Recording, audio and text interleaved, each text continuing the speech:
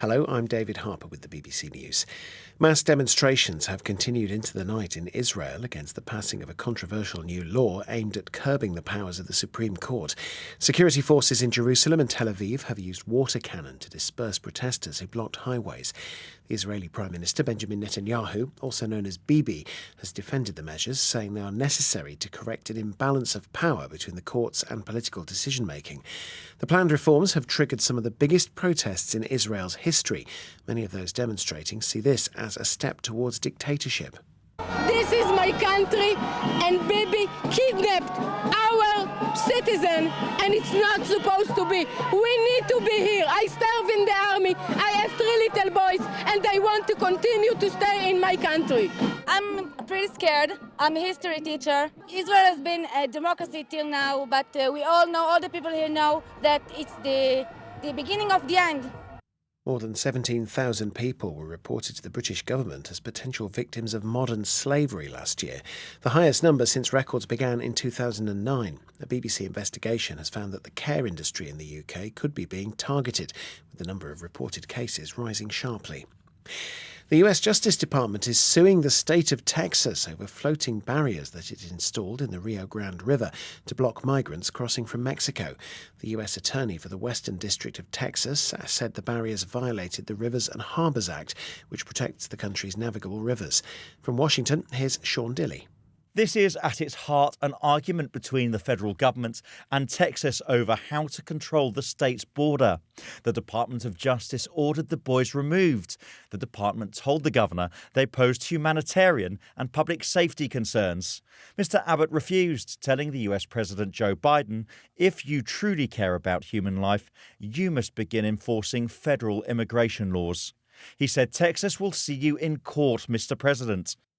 Algeria says wildfires have killed more than 30 people, 10 of them soldiers, during a continuing severe heatwave.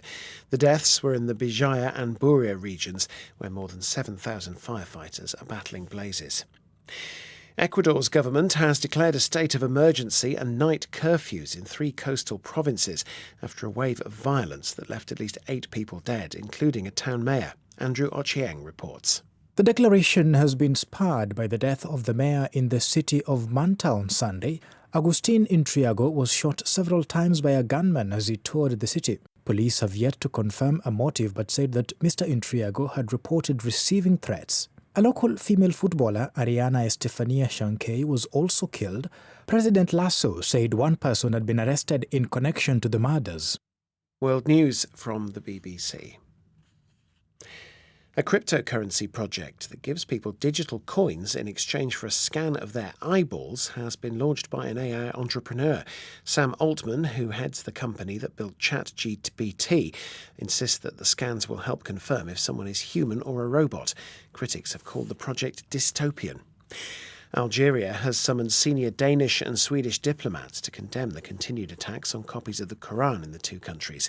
There have been protests against this in several Muslim-majority countries, with campaigners and governments demanding that Sweden ban the burning of Islam's most sacred book. A court in London has ordered the lawyer for a former Nigerian governor to pay around $36 million for helping him hide funds. Badresh Gohil was convicted in 2010 of money laundering linked to his role in helping the former governor of oil-rich Delta State, James Ibori, to hide the proceeds from criminal activities. Here's Will Ross. London's known as a money laundering hub. Successful convictions, though, are rare. There is the case of James Ibori, the ex-governor of an oil-rich Nigerian state who bought millions of dollars worth of properties and cars in London. Both he and his lawyer, Badresh Gohil, have already served prison sentences in the UK for money laundering. Now the courts have ordered them to pay millions back or face further jail time. If that money's ever handed over, and it's a big if, it's supposed to be spent on infrastructure in Nigeria. There is a risk, though, that it could end up in the pockets of a different set of politicians, a merry-go-round of stolen loot.